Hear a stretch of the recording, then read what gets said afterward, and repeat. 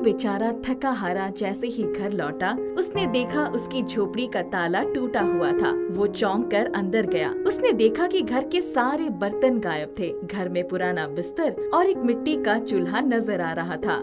हे भगवान, गरीब के घर में भी चोरी। चोर को चोरी करने के लिए मेरा ही घर मिला था। गिने चुने 2-4 बर्तन थे, वो भी चले गए। अब तो पानी पीने के लिए एक गिलास भी नहीं बची। वो भूखा प्यासा घर से बाहर निकल गया। चलते चलते नदी किनारे पहुंच गया। उसने देखा एक कौवा एक केकड़े को परेशान कर रहा था। केकड़ा जान बचाने के लिए आगे बढ़ रहा था और कौवा उसे चोंच से पकड़ रहा था। मिंटू दौड़कर केकड़े के पास पहुंच गया और कौवे को भगा दिया। चल उड़कर भाग जा कौवे, सीधे साधे केकड़े को सता रहा है, बेचारे को घायल कर दिया। चिंता मत करो केकड़े भाई, मैं तुम्हें अभी पानी में छोड़ देता हूँ। इन कौवों से बचकर रहना। धन्यवाद भाई, आपने मेरी जान बचाई। दिल की गहराई से आभारी हूँ। मैं दिल से दुआ देता हूँ तुम्हें भगवान सारी खुशियाँ दे। दोस्त, मैंने ये तो अपना कर्ज अदा किया था। धन्यवाद दोस्त, तुम्हारी दुआ से मुझे बड़ा सुकून मिल रहा है। मुझे बहुत प्यास लगी है, पहले पानी पी लेता हूँ। खाने के बारे में बाद में सोचूंगा। मिंटू ने पेट भरकर पानी पिया, क्योंकि खाने की वहाँ कोई व्यवस्था नहीं थी। दोस्त, क्या तुम कहीं बाहर गए थे और वहाँ से आ रहे हो? प्यारे दोस्त, इस समय तो मैं अपने घर से ही आ रहा हूँ। प्यास लगी थी इसीलिए यहाँ चला आया। मेरे घर में चोरी हो गई है, ये भी अच्छा ही हुआ। दोस्त, ये कैसी बातें कर रहे हो? पहली बात घर से आ रहे हो और प्यासे हो, दूसरी बात कह रहे हो चोरी हुई। अच्छा हुआ? बताओ बताओ, ऐसा क्यों कह रहे हो? देखो दोस्त, चोरी होने के कारण मेरे घर में कोई बर्तन नहीं बचा जिसमें मैं पानी पी सकता था, इसीलिए भूखा प्यासा यहाँ चला आया। चोरी हुई इस बात को मैं अच्छा इसीलिए कह रहा हूँ कि अगर चोरी ना हुई होती तो मैं यहाँ कैसे आता। मुझे भगवान ने यहाँ पहुँचा दिया, तुम्हारी सुरक्षा हो गई, मुझे एक प्यारा दोस्त मिल गया। सच कह रहे हो दोस्त, तुम मुझे एक बहुत अच्छे दोस्त मिले। अब बताओ, अपने दोस्त को भूखा तो नहीं रख सकता मैं। यहीं रुक जाओ, मैं आता हूँ। केकड़े ने पानी में डुबकी लगाई और अपने साथ ही कुल्हड़ लेकर आ गया। उसने वो कुल्हड़ मिंटू के हवाले कर दिया। मेरे दोस्त, तुम्हें भूख लगी है? अभी तुम्हारे सामने खाना आ गया। कुल्हड़ में चमक आई और देखते ही देखते भोजन सामने पेश हो गया। आप क्या देख रहे हो दोस्त? बड़े प्यार से खाओ, जितना भी चाहे खाओ। ये जादुई कुल्हड़ है, कोई कमी नहीं आने देगा। जो मांगोगे वही देगा। अरे दोस्त, ये तो कमाल का कुल्हड़ है। तुम इसे मुझे क्यों दे रहे हो? अपने पास रखो, तुम्हारे बड़े काम आएंगे। मेरे दोस्त, मुझे रहने के लिए इतना बड़ा सरोवर मिला है और खाने पीने की सारी व्यवस्था है। मुझे और किसी चीज की आवश्यकता नहीं है। भगवान ने तुम्हारे जैसा एक अच्छा दोस्त दे दिया है। अब मुझे किसी चीज से क्या लेना देना। ये तुम्हारे काम आएंगे दोस्त, ये तुम्हारी गरीबी भगाएगा। अब तो हम मिलते ही रहेंगे। और हाँ कुल्हड़ भाई, मेरे दोस्त का ख्याल रखना, इनकी हर जरूरत को पूरा करना, इन्हें धन दौलत भी देना, इन्हें कोई कमी नहीं होनी चाहिए। ठीक है दोस्त, मैं चलता हूँ। पानी के अंदर रहना, सुरक्षित रहना। तुम्हारी पानी की दुनिया अच्छी है। मिंटू ने अपने दोस्त केकड़े को समझाया और जादुई कुल्हड़ लेकर घर पर चला आया। उसका तो कायदे का घर भी नहीं था। घर में अनाज का दाना नहीं था। सारे बर्तन गायब हो चुके थे। सामान के नाम पर सब पुरानी टूटी फूटी चीजें थी, जिसे चोर भी ना हाथ लगाए। हे भगवान, इस घोर गरीबी में आपका ही सहारा है। आपकी कृपा से एक अच्छा दोस्त और ये जादुई कुल्हड़ मिल गया। मैं तो मेहनत करूँगा, फल देना आपका काम है। मिंटू का पेट भर गया था, इसलिए उसे नींद भी आ गई। वो जमीन पर ही सो गया। वो बड़ी देर तक सोता रहा और उसके घर में परिवर्तन होता रहा। जब उसकी आंख खुली तो वो चारों तरफ देखकर आश्चर्य में पड़ गया। अच्छे अच्छे कपड़े, अच्छे बर्तन, अच्छे सामान और इसके साथ साथ उसके घर की भी पूरी काया पलट हो गई थी। वो एक सुंदर घर का मालिक बन गया था। उसने चारों तरफ नजर दौड़ाई तो उसे कुल्हड़ कहीं नजर नहीं आया। वो उसकी तलाश करने लगा, फिर भी नहीं मिला। कुल्हड़ भाई, मुझे इतना सब कुछ देकर कहाँ छुप गए हो? सामने तो आओ। इतने में कुल्हड़ की आवाज आई। मैं यहाँ हूँ, आओ मुझे उठाओ, मैं हिल नहीं पा रहा हूँ। मिंटू ने कपड़े के ढेर के पीछे देखा तो देखता ही रह गया। कुल्हड़ के अंदर से सुनहरी चमक आ रही थी। वो सोने के सिक्कों से भर गया था। मिंटू ने उसे उठा लिया और सारे सिक्के बाहर निकालकर उसे अच्छे स्थान पर रख दिया तो वो फिर से सुनहरे सिक्कों से भर गया।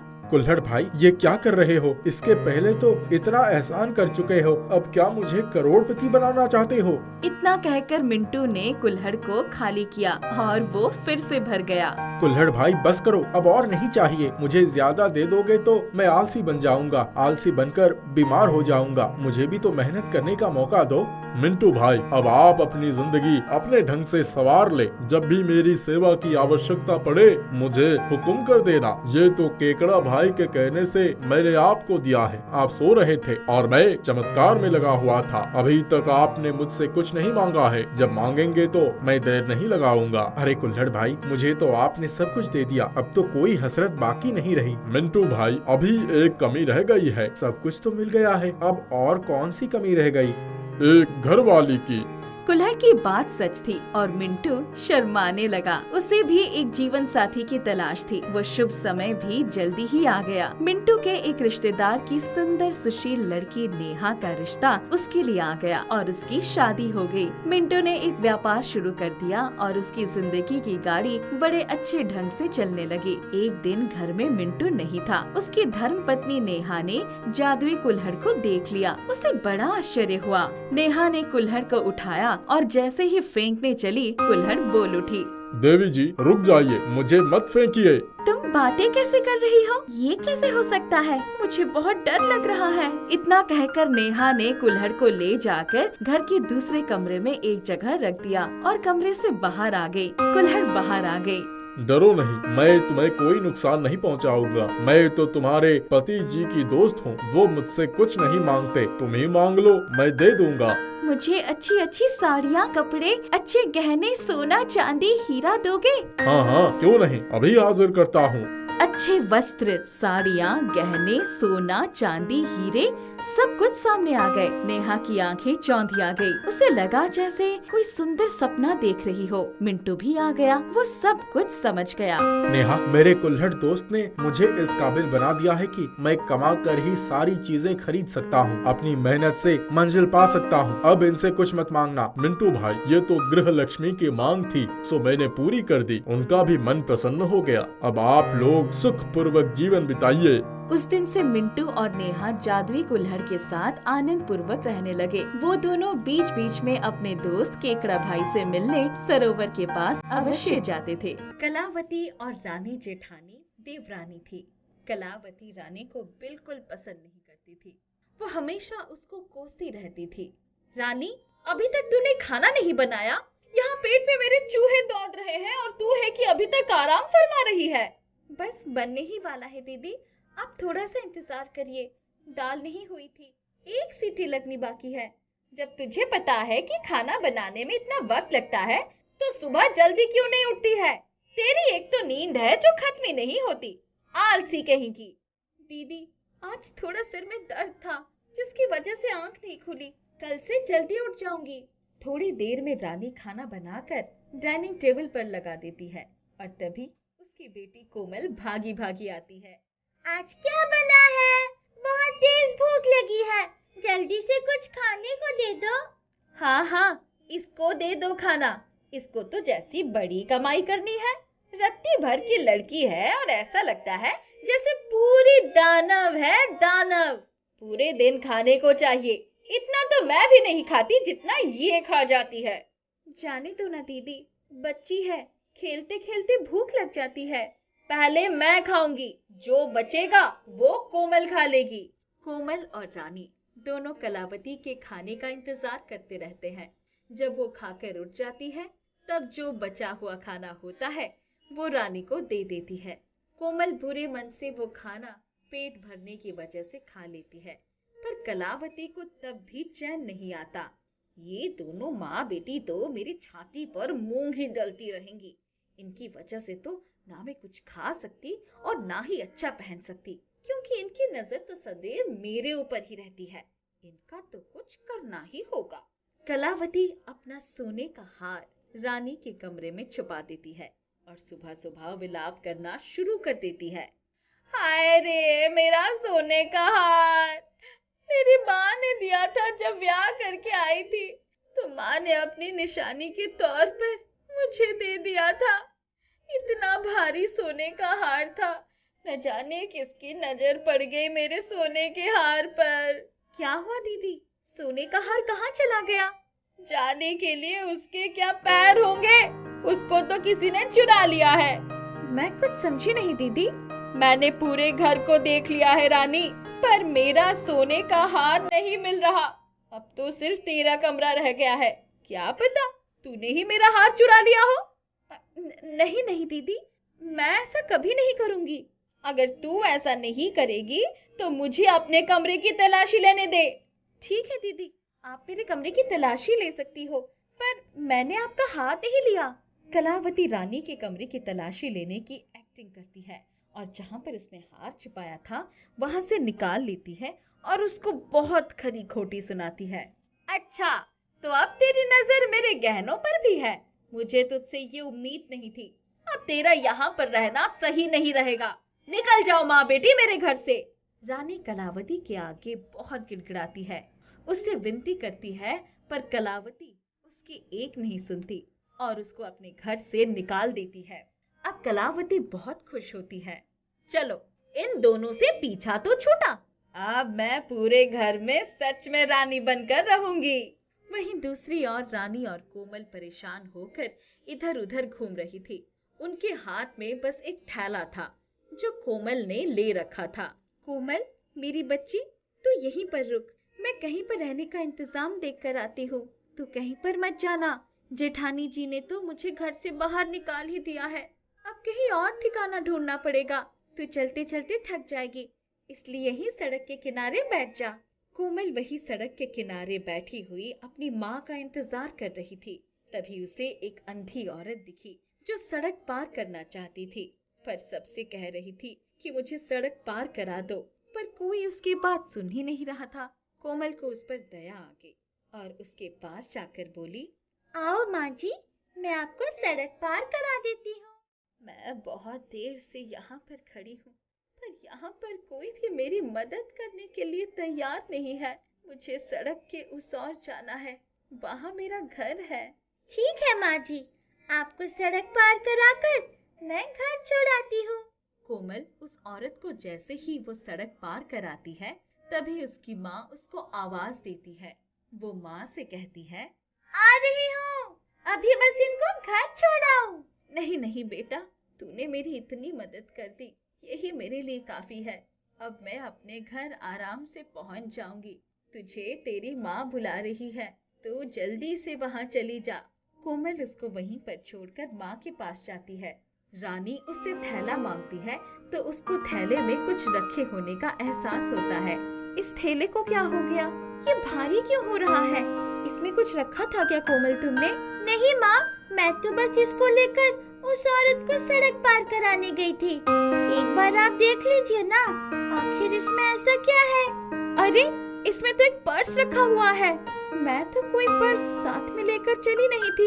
रानी उस पर्स को खोलकर देखती है तो उसमें 2000 के नोट रखे हुए हैं। वो उन्हें देखकर दंग रह जाती है। कोमल उसको सारी बात बता देती है। दोनों अंदाजा लगाते हैं कि कहीं ये उस अंधी औरत का तो पर्स नहीं। वो दोनों उस औरत को काफी ढूंढने की कोशिश करते हैं, पर उस औरत का पता नहीं चल पाता। वो जितनी बार भी पर्स खोलती, उतनी बार उसको 2000 के नोट मिलते हैं। अरे कोमल, ये तो जादुई लेडीज पर्स लग रहा है। इससे तो जितने भी पैसे खर्च करो कम नहीं होते। शायद ये जादुई लेडीज पर्स वो अंधी औरत गलती से मेरे थैले में डाल गई होगी। पर बेटा, हमने उसको हर जगह ढूंढने की कोशिश की, पर वो हमें नहीं मिल रही, ना ही उसका किसी को पता है। मुझे लगता है ये जादुई लेडीज पर्स तुम्हारी नेकी का बदला है। तुमने उसकी मदद की, उसने बदले में तुम्हें ये जादुई लेडीज पर्स दे दिया। फिर तो माँ हमारे पास बहुत सारे पैसे हो जाएंगे। हाँ बेटा, पर हमें इन पैसों का लालच नहीं करना चाहिए। हमें बस अपनी जरूरत के लिए ही इन पैसों को निकालना चाहिए। बाकी पैसों को हमें जरूरतमंदों की मदद के लिए उपयोग में लाना चाहिए, क्योंकि अब हमारे पास कभी खत्म न होने वाले पैसे हैं। रानी उस जादुई लेडीज पर्स के पैसों से सबकी मदद करती है। एक गांव में बद्री नाम का एक गरीब व्यक्ति अपनी पत्नी चंपा और बेटे बैजू के साथ एक छोटी सी टूटी फूटी झोपड़ी में रहता था। उनके पास ले देकर एक कजरी गाय थी। बद्री दिन रात मेहनत करता था। चंपा गांव के ठाकुर उदय प्रताप के घर में काम करती थी। जो कुछ मिलता उसी से उनका खर्च चलता था। गाय का दूध बेचकर थोड़ी बहुत आमदनी हो पाती थी। उनका पड़ोसी मुकुंदी लाल बहुत आलसी और कामचोर था। वो उनसे जलता था। कई बार उनकी गाय अपने बाड़े में हाँकने की कोशिश कर चुका था। बैजू को अपनी गाय से बहुत प्रेम था। वह उसकी देखभाल करता था। सुबह सुबह ही चराने ले जाया करता। गांव के पोखरे में कभी कभी नहलाता भी था। उसे जब भी कोई तकलीफ होती उसके कान में बोल देता। एक दिन जब वो गाय के खूंटे के पास गया तो गाय गिरी हुई पड़ी थी। उसने देखा कि उसका पड़ोसी मुकुंदी लाल अभी अभी वहाँ से निकला था। अरे उठो ना कजरी, क्या हुआ तुम्हें? मैं तुम्हारे बिना नहीं रह सकता। लेकिन उसके रोने चिल्लाने का कोई असर नहीं हुआ। गाय नहीं उठी। माँ बापू देखो, हमारी कजरी को क्या हो गया। अभी मैंने मुकुंदी लाल काका को गाय के पास से जाते हुए देखा था। दोनों को बड़ा दुख हुआ और वो समझ गए कि मुकुंदी लाल ने ही गाय को कुछ खिला दिया है, पर कर ही क्या सकते थे। बैजू ने खाना पीना छोड़ दिया और रात को जब वो सोया तो उसके सपने में कजरी गाय आई।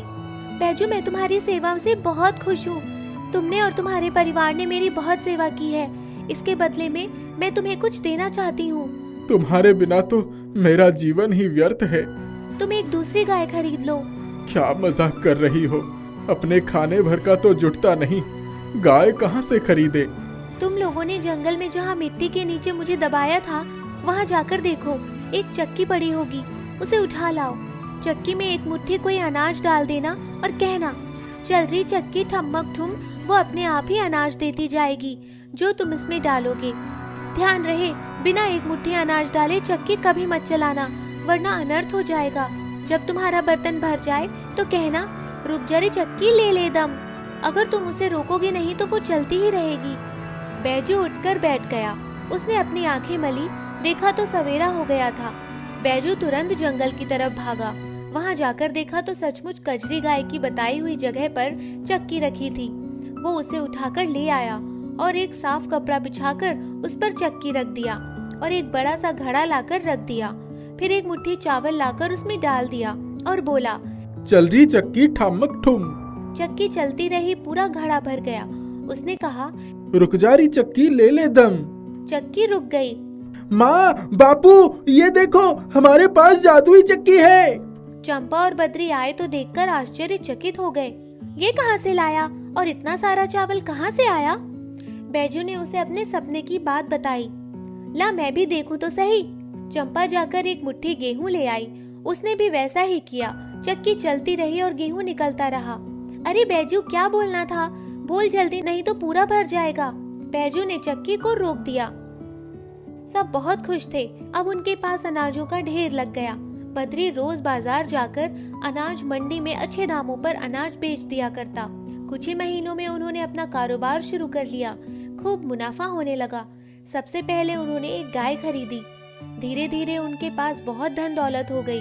उन्होंने बड़ा सा घर लिया, उसमें गौशाला बनवाया। मुकुंदी लाल से उनकी उन्नति देखी नहीं जाती थी। उसे तो खलबली मची रहती थी कि बद्री की तो गाय भी मर गई और इसके बाद भी ये कैसे इतना अमीर हो गया। एक दिन मुकुंदी लाल ने कहा, अरे बद्री भैया, कहाँ से गड़ा हुआ धन मिल गया? जरा हमें भी तो बता देते, हम भी तुम्हारी तरह कुछ धन दौलत कमा लेते। मुकुंदी लाल, हमने तुम्हारे बारे में किसी को नहीं बताया। इसका मतलब यह नहीं कि हम तुम्हारी करतूतों से अनजान हैं। जिस दिन मुंह खुल जाएगा उस दिन गांव वाले तुम्हारा हुक्का पानी भी बंद कर देंगे। हटो मेरे सामने से। बड़ा घमंड हो गया है इसे। मुझे तो पता करना ही होगा, आखिर इसकी अमीरी का रहस्य क्या है। दूसरे दिन जब उसने उसकी खिड़की से झांक कर देखा तो एक चक्की के आसपास तीनों बैठे थे और बैजू के बोलते ही चल रही चक्की ठमक ठुम, उसमें से चावल निकलने लगा। वो आधी बात सुनकर ही भागा। उसे तो ये भी नहीं पता था कि चक्की में एक मुट्ठी अनाज भी डाला गया था। किसी तरह इस चक्की को मुझे हटियाना ही पड़ेगा। दूसरे ही दिन जब बद्री और बैजू बाजार गए थे और चंपा गौशाला में खड़ी थी, तभी वो घर के भीतर चुपके से गया और उसकी चक्की उठा लाया। उसने अपनी पत्नी से कहा, अरे सुन, जल्दी से मेरे साथ चल, कुछ जरूरी सामान ले ले। हमारे पास जादुई चक्की है, हम ठाठ से किसी शहर में रहेंगे और अमीर हो जाएंगे। मुझे भी तो दिखाओ कैसे चलती है ये जादुई चक्की। मुकुंदी लाल ने तुरंत ही चक्की में बिना अनाज डाले ही उसे चला दिया और बोला, चल रही चक्की ठमक ठुम। चक्की ने 3 बार घुर्र घुर्र किया और अचानक उसका घर हिलने लगा। घर की सारी दीवारें थोड़ी ही देर में गिर गई। चक्की अपने आप बद्री के घर ठुमकती हुई पहुंच गई और मुकुंदी लाल और उसका परिवार मलबे में दबकर चिल्लाने लगे, अरे अरे कोई बचाओ, हम बर्बाद हो गए, जल्दी निकालो वरना हम मर जाएंगे, बचाओ। चंपा ने देखा कि मुकुंदी लाल का घर गिर गया है तो वो भागी हुई गई। तब तक बद्री और बैजू भी आ गए। किसी तरह से उन्होंने मलबे से उन्हें बाहर निकाला। बद्री भैया, हमें अस्पताल ले चलो वरना हम मर जाएंगे। दोनों उन्हें अस्पताल ले गए। जब मुकुंदी लाल और उसकी पत्नी कुछ ही दिनों में ठीक होकर वापस आए तो मुकुंदी लाल ने कहा, बद्री भैया, हमसे बहुत बड़ा अपराध हुआ है, हमें माफ कर दो। किस बात की माफी मांगने आए हो भाई? मुकुंदी लाल और उसकी पत्नी ने शुरू से अंत तक की सारी बातें बताई। बद्री और उसके परिवार वाले नेक दिल थे। उन्होंने सबको माफ कर दिया और कहा, सुबह का भूला शाम को वापस आए तो उसे भूला नहीं कहते, अब से सुधर जाओ। दोनों परिवारों का मेल हो गया। अब मुकुंदी लाल भी बद्री के साथ उसके कारोबार में हाथ बटाने लगा। जादुई चक्की ने उनका जीवन बदल दिया।